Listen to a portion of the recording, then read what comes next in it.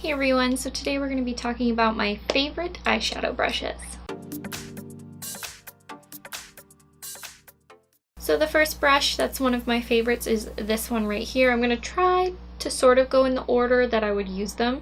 This one is from BH Cosmetics. It is a large, fluffy eyeshadow brush. I like it mainly because it's big and it's soft and it makes it really easy to set down my eyeshadow primer really quickly because you don't want your eyeshadow primer to crease while you're waiting to set it down with some powder. I can just easily cover a large area of my eye with something big and fluffy like this. This brush, along with all the other purple brushes you will see, are brushes that I got in a set from BH Cosmetics years ago.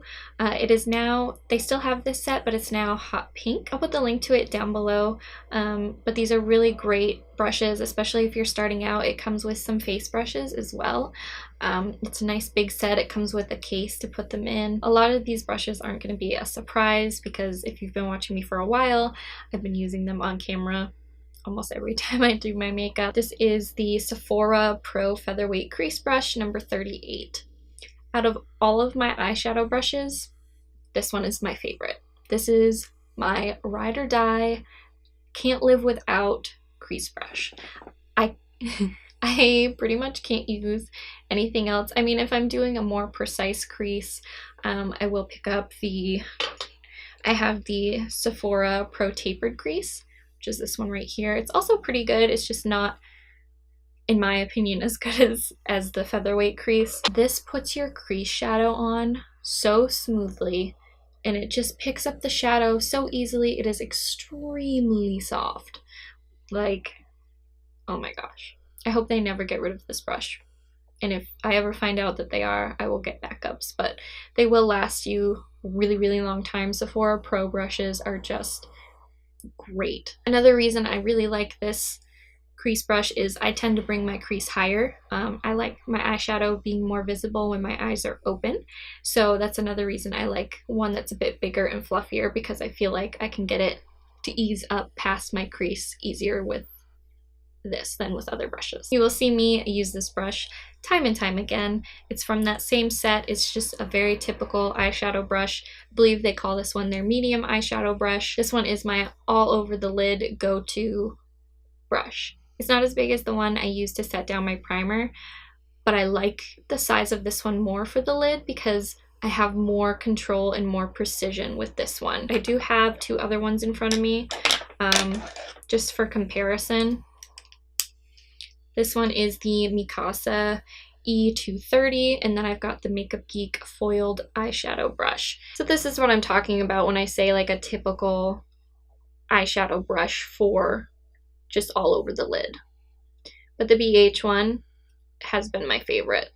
It's been my go-to, but these two other ones do very well as well. For the outer corner of my eyes, I go to either one of these. If I'm not being as precise, I will grab this one. This is from that same set, but typically I like to be a little bit more precise in my crease, so I will grab this Morphe brush. This is the Morphe E36. Very cute. It's very, very tiny. Both of these are my favorites. I just tend to use this one more because I like more precision, but if I'm just doing more of a outer corner, but it's going further in and I want to get a lot more in my crease, I will grab for this one. Now for inner corner and brow bone highlight, I have three that I want to talk about for different reasons. You guys see me use this one all the time. Is the Morphe M124. I use this on my brow bone, inner corner. Those are the two typical places that you will see me use this brush. I like that it's flat. Since it's flat, I'm going to get a denser amount of product. Sometimes you'll see me do this on my brow bone and then I have to take something fluffier like this one to smooth it out because I packed on just a bit too much. If I know that I don't want to pack on a lot, I will use this brush right here. It's another one from BH, just from a different set. This set I believe also came with face brushes, yes, and it is, I think this one's still available. I don't know if it's the same color. I will put a link down below. This one isn't as big, and I won't use this one on my brow, but I will use it in the inner corner if I need really close-knit precision. Generally, I use this one the most, the Morphe M124, just because I like just using one brush and being quick and easy about it. I can't use this big fluffy one in my inner corner, but I can on my brow. This one also could work well as a crease brush. It is similar in shape and size to the Sephora Pro Crease. I have two favorite blending brushes. First, I have the Mikasa E230. I also do have an affiliate for Mikasa too, putting that out there. But I do really love this brush. You guys see me use it all the time. I love the fatness of it. It's so fluffy. It makes it super easy to buff around. If I really messed up and put way too much shadow down, I'm gonna grab this blending brush over this one. This one is the Sephora Pro Blending. I had this one before this one, and then when I got the Mikasa E300, I started using this one a lot more. Not to say that the Sephora one isn't good, because it is. All of the pro brushes are good, or all of the ones I've tried are good. But I like using them for different blending purposes, because the Sephora one is more narrow, and then the Mikasa one is fatter. So if I really do mess up and I really want to kind of remove what I've put down too much, or not even that, if I just have a large area that I need to blend out, I like to do my windshield wiper motions and the little circular motions with this one to blend out and soften the edges. I like using the Sephora Pro Blender when I'm doing a bit more of a precise crease. I don't have as bold of an eyeshadow look on, because with this one, it's a lot softer. The other one is soft, but this one I feel is more flexible. So if you don't use enough control, it may not exactly blend out the way you want it to, but I love using it like right here. This is the Morphe M432. Oop, as I throw it. I love using this one underneath on my lower lash line. I love topping my eyeliners with shadow to soften out the edges, and this one is perfect for that. I do have this one here as well from BH. It's very similar. It's just longer. This one bends a lot more than this one.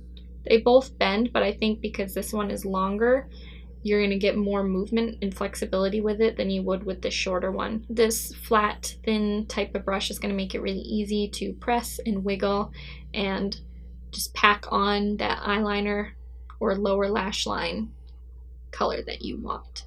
Don't try to sweep as much when you use a brush like this, because it's not going to go, I mean, it'll go on smooth, but you might get more fallout if you do it that way. I just find if you press and wiggle it, it's just going to be a lot better. Again, two options for an angled liner brush. I will sometimes use these the same way I use the flat topped brushes. It can be used in the same like press and wiggle sort of way. I will turn to these more when I am doing a wing and I'm not using my favorite winged liner or my favorite liquid or cream liner brush, which I'll show you guys next. But both of these can be used for those purposes. If you're doing a wing with eyeshadow, I suggest using ones with an angle like this, versus if you're creating a wing with liquid or cream, this is my number one. But these are really good for creating a wing with just shadow, or like I said with the other ones, pressing on liner and things of that sort. Back to this one, it's like covered in glitter because I used it during my 4th of July tutorial, which hopefully you guys have seen. If not, you should check it out. Even if it's past 4th of July, it's a great patriotic fun look that I did. So this is the Tarte, I think it's called Angled Sketch, like bamboo brush or something. I'll have it pop up. But this is my favorite for doing cream eyeliner. It just makes it a lot easier to, I like to create my baseline on my lash line. Like I'll do my straight line across and then take this up, create the first line of the wing, and then bring it down and create the triangle. I just think using something like this versus an angled one for me is easier. Some people prefer using an angled brush, which you totally can. I just prefer to use something like this. I think you have a lot of control. I love the bent angle of it. It just makes it feel easier to hold and move in your hand. I really hope this was helpful to some of you. These are my go-to eyeshadow brushes. Some a little bit more expensive than others, but you'll create your own preference as you go and build in makeup. That's what I believe. It's always great to start somewhere, so starting with a set like I did can be a perfect way to figure out what kind of brushes you like and what ones maybe you don't like so much, and then you can expand your collection from there. Done rambling. Remember to like, share, subscribe, comment. I love you all so much, and I will see you in my next video. Bye everyone.